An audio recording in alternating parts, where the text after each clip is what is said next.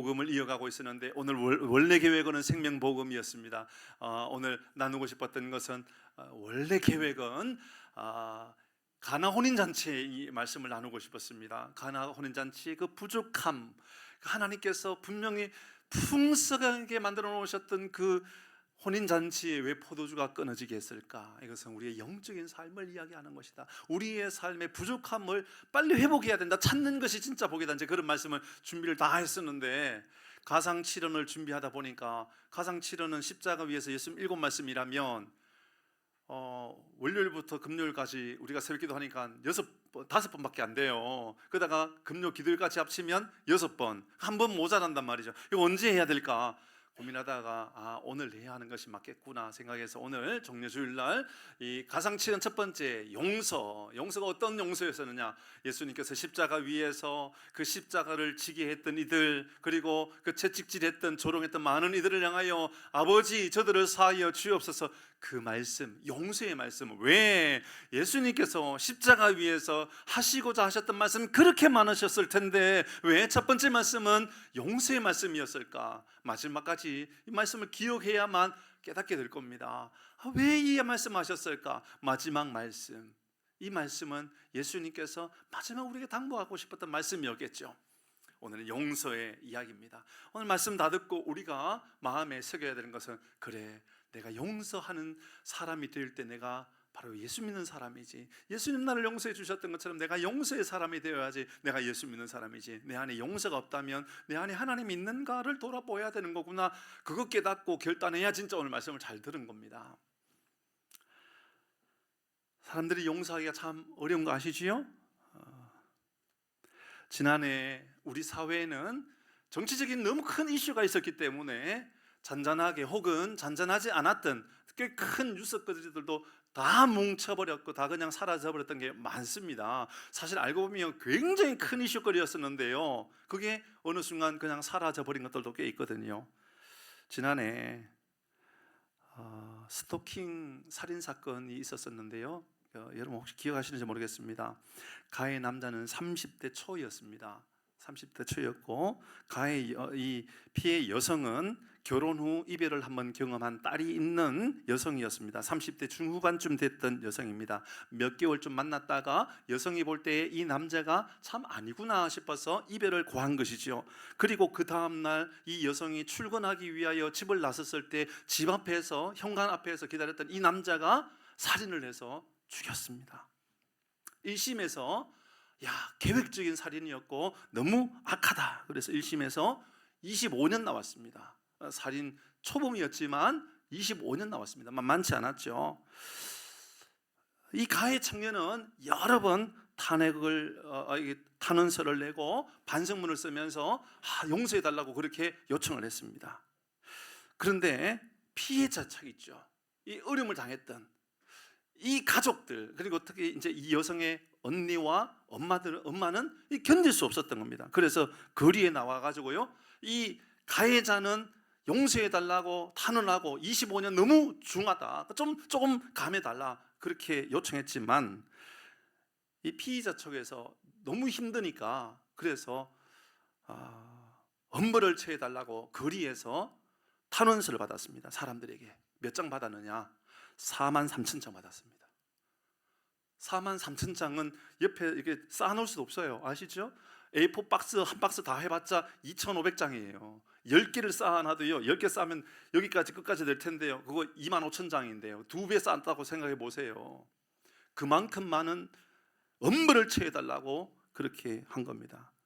2심에서 판결이 다시 내려졌습니다. 그렇게 줄여달라고 했는데 2심에서 30년으로 늘어났습니다. 용서할 수 없다라는 거죠. 근데 제가 또 마음 아픈 얘기 하려고 그래요. 그 가해 청년을 제가 아는 청년입니다. 그 부모도 믿음 생활 잘하는 부모입니다. 잘합니다. 예수 잘 믿는 부모였고 이 아들은 예수 잘 안 믿었어요. 살인을 당한 그 여성도 예수 믿는 사람입니다. 부모도 엄마도 언니도 다 예수 믿는 사람입니다. 제가 그를 찾아가 그 엄마에게 예수의 이름으로 용서해 주면 안 되겠습니까? 라고 감히 제가 말할 수 있을까? 여러분은 말할 수 있을까요? 판사가 볼 때 25년 정도 안 되겠다, 30년. 그가 감옥에서 출소하면, 만기하고 출소하면 부모님은 이미 이 세상 사람이 아닙니다. 이미 다 그 부모가 60대거든요. 60. 다 떠나고 없을 때가 될 겁니다. 여러분, 이곳에 계시는 누구도 아마도 그를 찾아가 용서해 주면 안 되겠습니까? 그래도 우리가 예수 믿는 사람 아닙니까? 그 피해를 주었던 그 가해자 부모가 찾아가서 그렇게 말할 수 있을지 모르겠습니다. 여러분 어떻습니까? 저는 제가 그거 할 수 있겠는가? 아무리 생각해 보아도 할 수 있을까? 그 살인을 했던 그 청년의 부모는 지금 완전히 피폐한 생활을 하고 있습니다. 예수 잘 믿는 건 교회를 가지 못하고 있어요. 그 교회를 가지 못하죠. 뿐만 아니라 알코올 중독에 빠져 있습니다. 지금 더 이상 모든 생활 다 마비되고, 그리고 지금 거의 어떤 생활도 하지 못하는. 근데 거기만 그렇지 않죠. 이 여성의 엄마나 언니는 정상적인 생활하고 있을까요? 아닙니다. 그것도 완전히 다 무너진 생활하고 있습니다. 우리는 너무너무 잘 알고 있습니다. 이들을 해결할 수 있는 방법은 용서밖에 없는 것을 알고 있어요. 그러니까는 죽은 사람이나 가해자나 용서하지 않으면 이건 풀 수 있는 방법이 없어요. 분명히 그들이 정상적인 회복, 그래도 조금이라도 정상적으로 회복하려고 그러면 그 안에 용서가 들어가야 돼요. 어떻게든지 용서가 들어가면 풀 수 있는 답을 찾을 수 있단 말입니다. 그렇지 않는다면 평생 이것은 짐으로 안고 누구도 해결할 길이 없어요. 그런데 저도 용서하면 안 되겠냐라고 말을 못해요. 심장론 가서 한번 용서해 주시면 안 되겠냐고 이야기해 보실 수 있겠습니까? 여러분 가운데 혹시나 성품이 좋고 믿음 좋은 분들 중에 혹시나 여러분 찾아가서 용서해 주면 안 되겠냐라고 이야기해 줄 수 있는 사람 있겠습니까? 한 5년 전에 성남에서 사역하고 있을 때인데, 고등학교 2학년 아이가 우리 집을 털었어요. 우리 집을 털고 그걸로 끝났어요. 전 몰랐어요. 그리고 우리 교회 어느 집사님께서 제가 청소년 사역하고 있으니까 구치소에 어떤 애가 지금 잡혀 있는데 목사님 가서 기도 좀 해주면 좋겠다고 갔어요. 가서 만나갖고, 야, 너는 뭐 하다가 잡혔냐? 예, 도둑질하다가 잡혔어요. 어디서 잡혔냐? 예, 성남 신흥동에서 잡혔어요. 신흥동 혹시 어디냐? 그러니까는 그 북초등학교 앞에 거기에요. 혹시 2층에서 뛰어내다가 잡혔냐? 맞대요. 이놈아, 그 집이 우리 집이었다. 진짜 우리 집에서 잡혔어. 우리 집 털던 놈을 제가 잡은 게 아니고요, 경찰이 잡아가지고 갇혀 있는데 우리 교회 집사님 아들이었었어요. 그게 제가요 용서했을까요? 안 했을까요? 당연히 용서했죠. 제가요 법원에 가가지고요 단어서만 쓴 게 아니에요. 판사 앞에요 제가 할 말 있습니다. 할 말 있습니다. 예, 누구세요? 예, 저 아이가 부모가 다니는 교회 목사입니다. 하실 말씀 하세요. 저 집 우리 집을 틀다 잡혔는데 제가 저희 애를 책임지고 지킬 테니까, 책임지고 저 아이 교육할 테니까 용서해 주세요. 걔 찾아보니까는 그분이 그 얘기를 해요. 제가 지금 잡혀 있는 지금 건수가 18개 잡혀 있어요. 쟤는요 소년은 갈래가 아니고 쟤는 바로 교도소 갈래예요. 고등학교 2학년도 교도소 갑니다. 소년 교도소 갈래예요. 근데 제가 책임지겠다 그랬어요. 그러니까요 교도소 안 갔어요. 그리고요 소년원도 이게 이제 몇 호에 따라 다르거든요. 소년원도요 잠시 3개월인가 그것도 아니고 잠시 있다가 나와가지고요 엄마하고 지금 미용 기술 배워서 잘 살고 있어요. 믿음으로 살려고 애를 쓰고 있어요. 보세요, 용서는 인생을 다르게 한다는 분명히 알고 있어요. 제가요 그 정도는 용서할 수 있어요. 근데 어디까지 우리는 용서할 수 있을까요? 다시요, 제가 그 스토킹했던 그 데이트 폭력의 그 엄마를 찾아가 용서하면 안 되겠냐라고 잘 말 못할 것 같은데요. 여러분 가운데 누가 그렇게 이야기할 수 있을까요? 용서는 이렇게 현실적으로 너무 어렵습니다. 사역을 하다가 생각해 보니까 저도 용서가 참 안 되는 경우들이 많았던 것 같아요. 사역을 하면서 제가 동료 목사님, 부목사님도 용서 못했던 경우가 있어요. 제가 아무리 이야기해도 여러분 누군지 모르니까 그냥 이야기해도 될 것 같아요. 제가 교육전도사 시절 때예요. 여러분 보시기도 그렇지 않겠나 싶은데 제가 굉장히 교회에서 잘 설치는 스타일이거든요. 이게 교육전도사 때도 얼마나 설쳤는지 몰라요. 여기 막 진짜 일 좋아하고 일 많이 하고 막 교육전도사 시절 때도. 그래서 여러분은 어떨지 모르지만 제가 교육전도사 시절 때 그 교회 담임 목사님이 저를 후임 목사로 지명까지 해줬다니까요. 교육전도사 때인데 좀 잘났지 않았어요? 그 정도면? 그만큼 제가 열심히 했었어요. 근데 그 교회에 부목사들이 마음에 안 들어요. 제가 볼 때 전도사가, 교육전도사가 부목사 마음에 안 들어서 뭐 어떡할 거예요. 근데 어쨌든 제가 볼 때 너무 마음에 안 드는 거예요. 일도 못할 뿐만 아니라 어느 날 저에게 이렇게 이야기하더라고요. 정말 주일학교 청소 너무너무 잘 되고 막 부흥하고 있을 때였거든요. 그래서 전도축제를 한 거예요. 전도축제를 계획 세워가지고 우리 전도축제 때 이번에 몇백 명 모이게 하십시다 막 좀 으쌰으쌰 하고 있는데 부목사님 저한테 그러더라고요. 잘 되는지 두고 보자 그러더라고요. 그래서 제가 목사님도 잘 되는지 두고 보자. 그 이후에 제가 그분 한 번도 본 일이 없습니다. 만나지도 않고 대화도 하지 않습니다. 제가 용납하지 못합니다. 왜 용납하지 못하느냐? 이유는 단순합니다.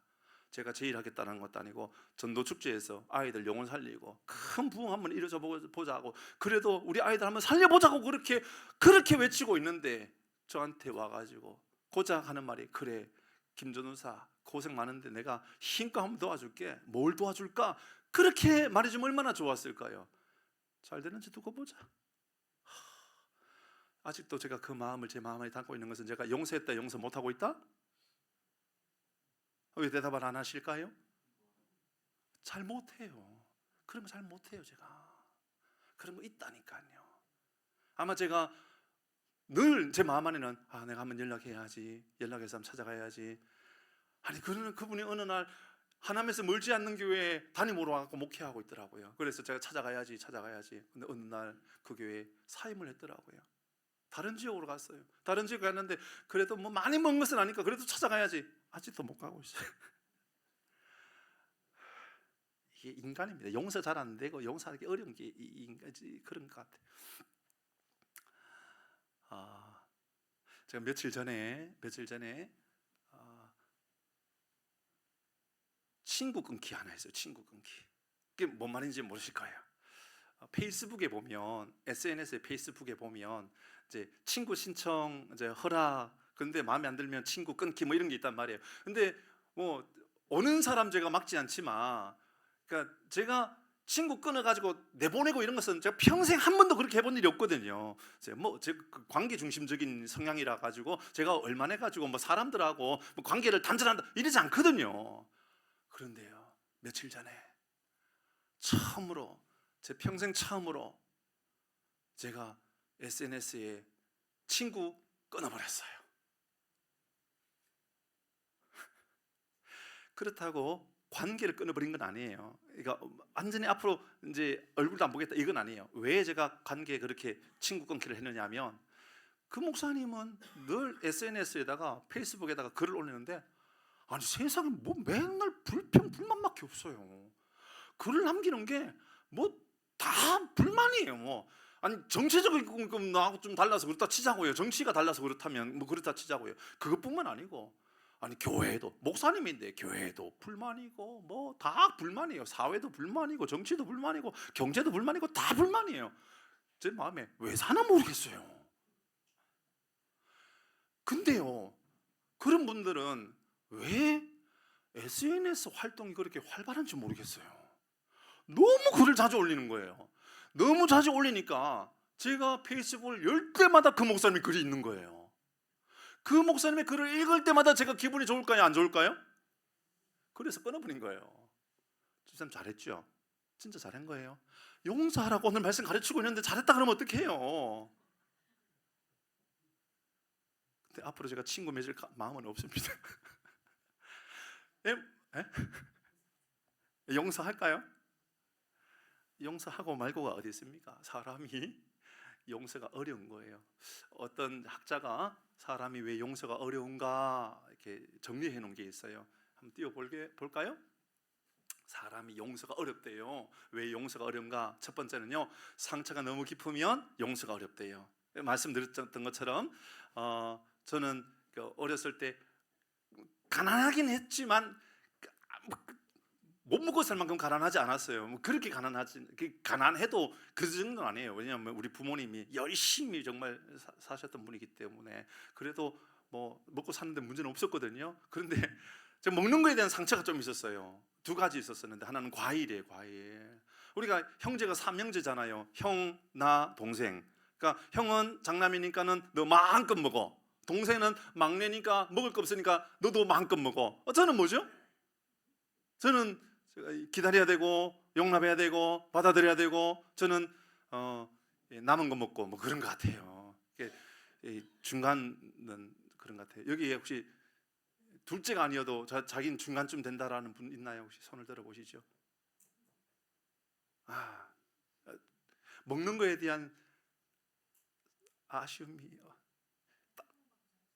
딸은 사랑받고 자랐는지 모르겠지만 아들은 힘들었어요. 아들은 그러다가 어느 날 형이 이제 군대 가 있고 명절이 되었을 때였었어요. 뭐 말씀드려서 아시는 분들 계시죠? 명절 되었고 형님은 이제 군대에서 휴가 나오고 추석이 되었는데 우리 어머님이 그 약밥을 이제 사다 오신 거예요. 많이 할 수 없고, 그래서 약밥을 사가지고 이제 준비해 놓은 거예요. 그래서 제가 약밥이 너무 먹고 싶어서 제가 한 개를 먹었어요.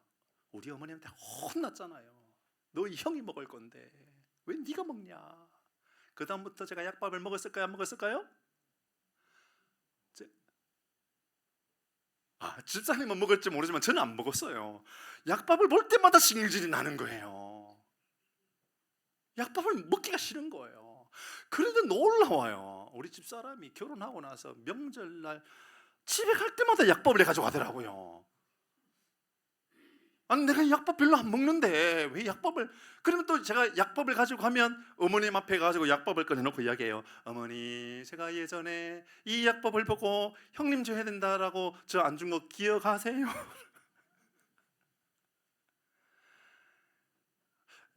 용서가 잘 안 되는 경우 중에 하나가 이런 게 있는 것 같아요. 마음 안에 상처가 있으면 그것을 극복해내는 게 쉽지가 않은 경우가 있어요. 용서가 어쩌면 그런 것일 수도 있죠. 두 번째, 정의감 때문에 용서 안 할 수 있어요. 뭐냐 하면 내가 이거 용서해주면 저 사람이 이거 죄라고 생각하지 않는다고, 잘못된 거라고 생각하지 않기 때문에 나 용서할 수 없다라고 그렇게 이야기한다면 정의감 때문에 용서 못하는 경우가 있죠. 세 번째, 자존심 때문에. 뭐냐 하면 그거 용서해주면 내가 저 사람이라 내가 잘못한 게 인정된 꼴 아니야? 라는 생각에 자존심 때문에 용서 못하는 경우가 있을 수 있죠. 네 번째는 반복되는 상처에 대한 두려움입니다. 이거 용서해주면 또 반복해서 나에게 이런 상처를 입힐 수도 있으니까 나는 용서하지 않아. 이런 일들, 그러니까 반복될 수 있죠. 다섯 번째는 용서에 대한 의미의 오해입니다.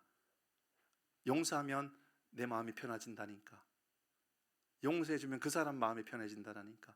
이제 그런 관계의 어떤 문제들로 인하여, 용서로 인하여서 어쩌면 주님께서 우리에게 요청하신 용서는 우리 주님께서 우리에게 보여주신 사랑의 마음인데 이런 거 다 사라져버리고 오로지 용서의 의미적인 오해 때문에 그래서 용서하지 못하는 경우가 있지요. 성경의 말씀에 보면 처음부터 끝까지 용서에 대한 이야기로 쭉 이어져 갑니다. 우리 하나님께서 천지를 창조하십니다. 아담과 하와를 만드셨습니다. 에덴 동산에 살고 있는데 그들이 하나님께서 먹지 말라고 하는 선악을 알게 하는 나무의 과실을 먹었습니다. 그리고 쫓겨났습니다. 쫓겨나고 나서 그들은 나무 뒤에 숨었습니다. 우리 하나님께서 아담과 하와를 부르십니다. 이놈아, 도대체 무슨 일 했느냐? 너는 어떻게 그렇게 내 말을 순종하지 않냐? 왜 그렇게 네 고집대로 사느냐? 라고 한마디도 하지 않고 이렇게 말씀하십니다. 어디 있니? 아담아, 하와, 너 어디 있니? 그 말은 하나님이 아담과 하와가 어디 있는지 몰라서 하시는 말씀이 아니지요. 하나님은 전능하신 하나님 아닙니까? 아담과 하와가 어디 있는지 왜 모릅니까? 그런데 너 어디 있냐라는 것은 이미 나는 너 다 용서했다. 너 어디 있냐 물으셨습니다. 그리고 그를 찾으신 우리 하나님께서 제일 먼저 해준 것은 가죽옷을 만들어 입히십니다. 다 용서에 대한 이야기입니다. 그렇게 시간을 쭉 지나가 이스라엘 백성들이 끊임없이 죄를 짓고 죄를 지어 끊임없이 그들이 악한 길을 걸어갔을 때 하나님께서 하나님 아버지의 마음과 바로 하나님을 떠나버린 백성에 대한 마음을 가장 잘 이해시켜주기 위한 하나의 선지자적인 예를 들 만한 아주 중요한 모습, 호세아 선지자의 이야기가 있죠. 호세아 선지자와 그의 아내 고멜 이야기가 바로 하나님과 백성의 용서에 대한 이야기라고 볼 수 있습니다. 정확한 이야기입니다. 하나님께서 날 호세아에게 말씀하십니다. 야 호세아야, 음란한 여인을 만나 결혼해라. 하나님, 내가 선지자인데 내가 왜 음란한 여자를 만납니까? 이스라엘 백성이 바로 그런 모습 아닙니까? 음란한 여자를 만나 결혼해라. 호세아가 순종합니다. 예 하나님. 그래서 고멜을 데리고 와서, 음란한 여자 고멜을 데리고 와서 결혼합니다. 가정을 세웁니다. 자녀를 놓습니다. 도망갑니다. 데리고 와라, 데리고 옵니다. 또 자녀를 넣습니다. 또 도망갑니다. 또 도망갑니다. 너무너무 화가 나가지고 이름을 이렇게 짓습니다. 로우 암미, 내 백성이 아니야. 하나님 얼마나 화가 나고 호세 선지자가 얼마나 화가 나면 그 고멜 사이에 난 아이의 이름을 암미가 아니라 다시는 암미라고 부르지 않고 내 백성이라고 부르지 않고 내 백성이 아니다, 부정어를 써서 부정 단어를 이렇게 만들어 버렸습니다. 내 백성이 아니다. 그렇게 떠나고 도망가고 또 음란하고 창녀의 삶을 살아가는 고멜입니다. 어느 날 어느 동네에서 노예 시장이 열렸다는 말이 들려집니다. 그런데 거기에 한 여자가 잡혀왔고 팔려진다는 이야기가 들립니다. 고멜 아닐까? 혹시 내 아내 고멜 아닐까? 아니나 다를까 가보니 고멜이 노예 시장에 팔려와 있었던 겁니다. 어떻게 해야지 되나?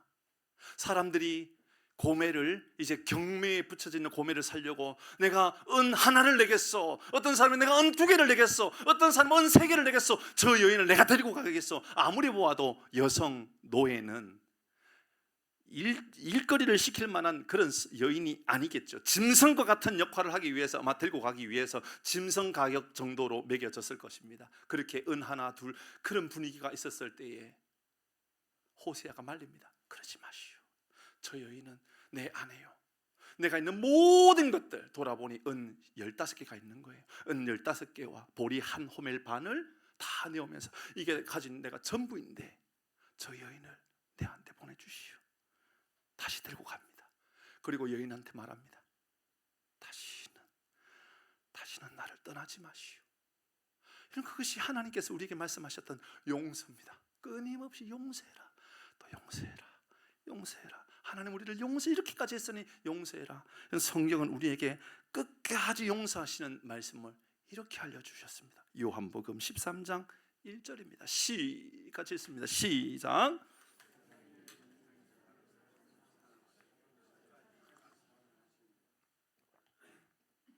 그렇습니다. 우리 주님은 우리를 끝까지 사랑하신다라고, 끝까지 사랑하신다고 말씀하십니다. 신앙생활하면서 가상칠언에 대한 말씀을 한 번쯤은 들어보셨지 않았을까 생각해 봅니다.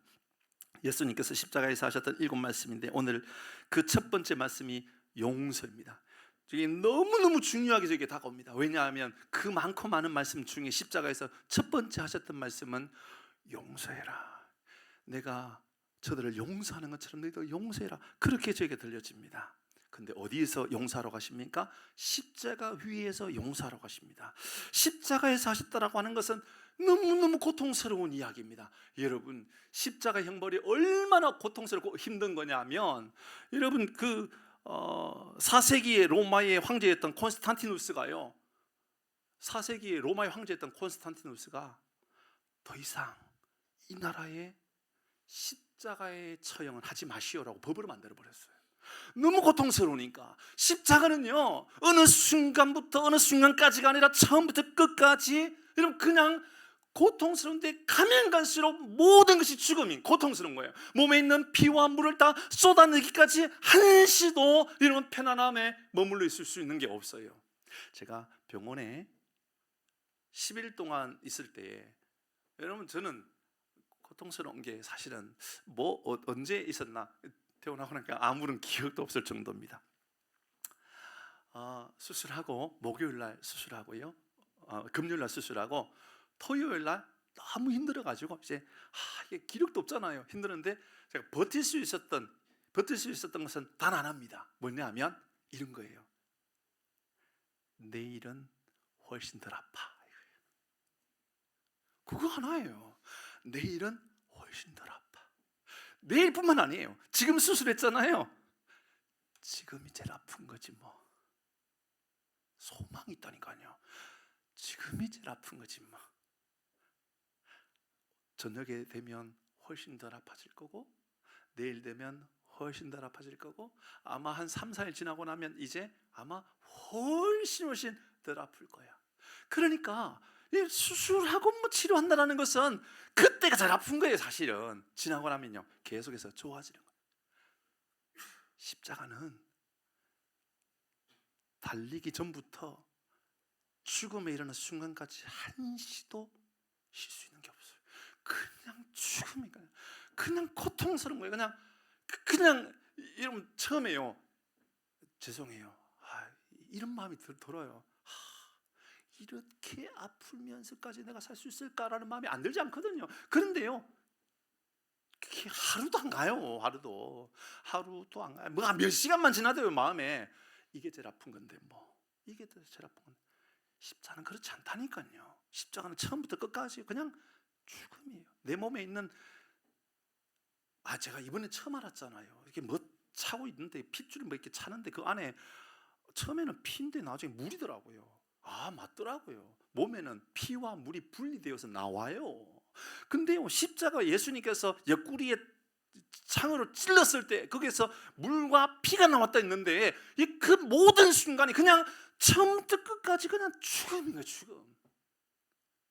그때요, 수술하고 나면 우리는 야야야야야야 다른 뭐 할 게 없어. 그냥 조금 움직이는 게 그냥 힘들거든요. 예수님 십자가에서 첫 마디가 이 말씀이에요. 아버지, 저들을 사하여 주옵소서라고 이야기해요.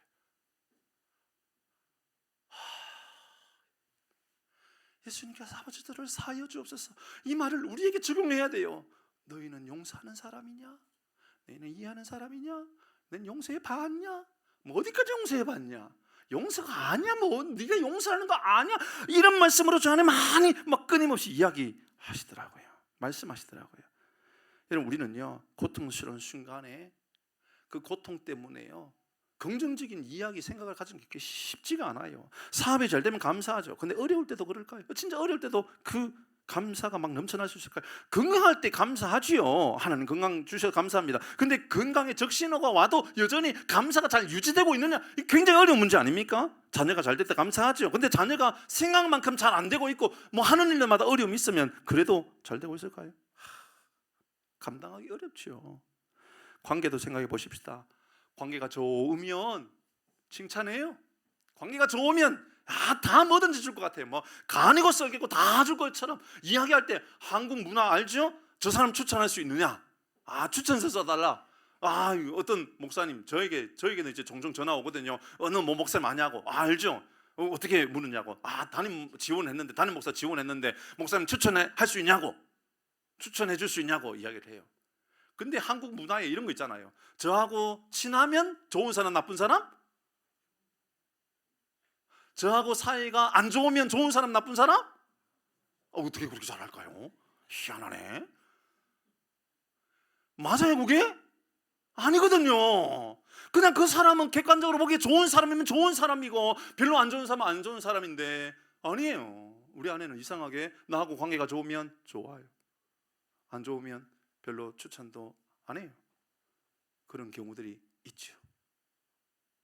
님이라는 글자에 점 하나 찍으면 뭐죠? 어떻게 그렇게 잘할까요? 그런 단어가 많이 있는 거 알죠? 고질병에 점 하나를 찍으면 고칠병 되잖아요. 맞죠? 그죠? 고질병이 아니라 고칠병이 되죠. 미움이라는 단어에 점 하나 찍으면 마음이 된다면서요. 마음.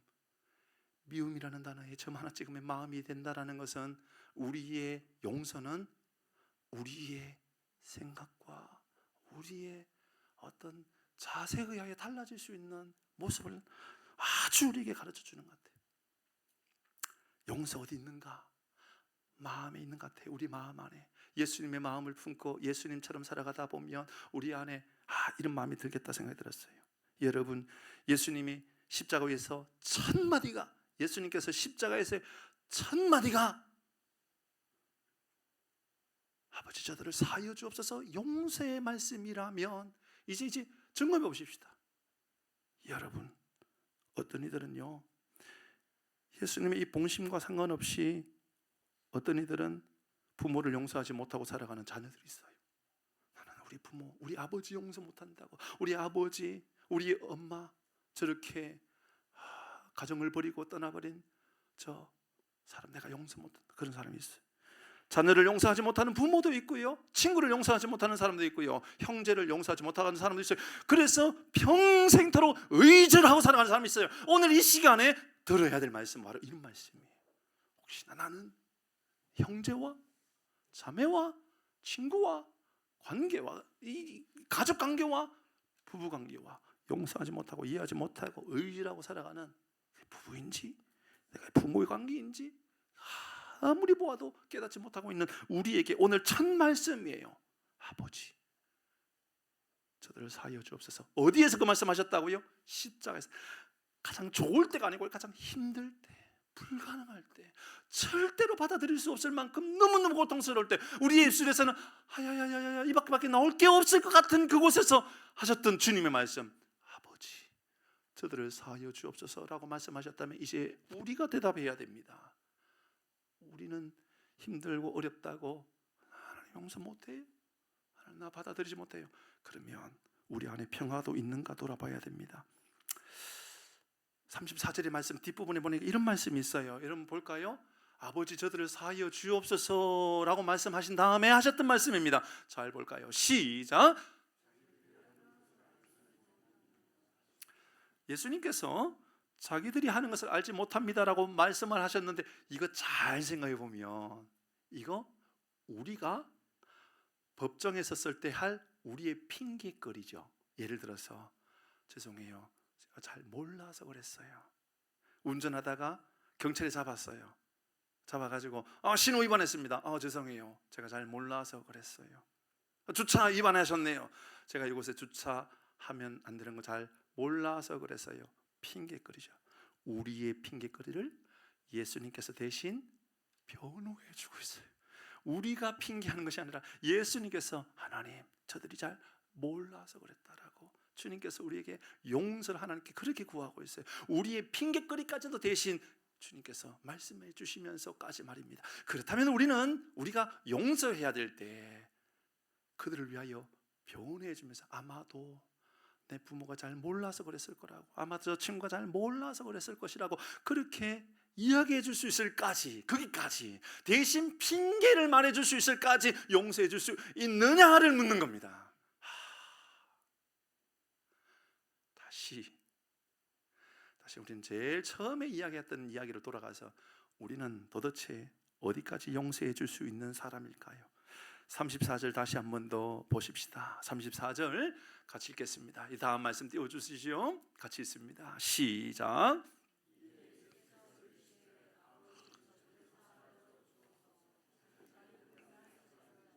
이제 죄의 문제에 대하여 예수님께서 다 용서해 주시고 그 용서를 하나님께 기도하며 구하고 있습니다. 어떻게 해요? 어떤 모습으로요? 용서가 말로만 용서하는 것이 아니라, 감정적으로만 용서하는 것이 아니라 행동으로 용서하는 것으로 끝나지 않고 그 다음에 가장 중요한 거 기도해 주고 있습니다. 하나님께 기도하고 있습니다. 진짜 용서는요 어디까지 가게 되느냐며 기도하며 용서해 주는 데까지 가게 되어 있습니다. 여러분 아무리 미워도 하나님 내가 저 아버지가 너무 미운데, 너무 나를 힘들게 했던 아버지인데 하나님 내가 축복합니다. 하나님 더 건강하고 더 존귀하고 더 믿음으로 훌륭한 삶을 살게 해달라고. 그래서 관계뿐만 아니라 사람과의 관계뿐만 아니라 하나님과의 관계까지도 회복할 수 있도록 하나님께 은혜를 구하는 것, 여기까지가 우리에게 용서라고 가르쳐주고 있는 거죠. 사랑하는 교회 여러분, 진짜 용서하는 사람은요 진심으로 하나님께 은혜를 구하고 축복해달라고 기도하는 사람까지 간다라는 것을 알려주고 있죠. 왜 예수님께서 이렇게까지 십자가에서 하셨을까요? 그건 바로 예수님께서 마지막 말씀이 첫 번째 말씀에 우리에게 하셨던 명령의 말씀이었기 때문에 그렇습니다. 첫 말씀, 그러니까 우리가 알고 있는 산상수훈 있지 않습니까? 예수님께서 산에 오르셔서 제자들에게 가르쳤던 첫 번째 메시지가 마지막 십자가에서 마지막 우리에게 다시 한 번 더 점검하면서 우리에게 용서해달라고 기도하고 있는 거죠. 그러니까 예수님께서 이것을 이미 마태복음 5장에서 우리에게 가르치셨던 말씀이라는 거예요. 읽어봅니다. 마태복음 5장 44절에 예수님 우리에게 이렇게 살아가라고 말씀하셨습니다. 시작. 나는 너희에게 이르노니 너희 원수를 사랑하며 너희를 박해하는 자를 위하여 어떻게 하라고요? 기도하라. 그대로 예수님께서 십자가에서 첫 마디로 하셨던 거예요. 이대로 예수님께서 가르치신 것으로 끝나지 않고 그대로 실천하는 것이지요. 우리에게도 마찬가지인 겁니다. 그렇게 가르치신 주님은 우리에게 그렇게 살아가라고 말씀하셨습니다. 어렵지요. 얼마나 어려우면 십자가 위에서 우리에게 그렇게 가르치셨을까? 이게 가장 어려운 거라는 거죠. 믿음의 삶을 살아가는 것뿐만 아니라 세상 살아가면서 가장 어려운 것이 어쩌면 이 용서인 것 같아요. 베드로가 예수님께 묻습니다. 예수님, 우리 얼마나 용서하면 될까요? 한 7번 용서하면 됩니까? 완전수라고 말하지 않습니까? 7. 근데 7번 정도 용서하면 되지 않습니까? 그러니까 예수님께서 말씀하시죠. 야, 이놈아, 아니다. 7번씩 70번이라도 490번 무한대라도 용서해라. 그건 부모 자녀의 관계 속에서 이루어지는 것, 이런 외에는 불가능한 것 아닙니까?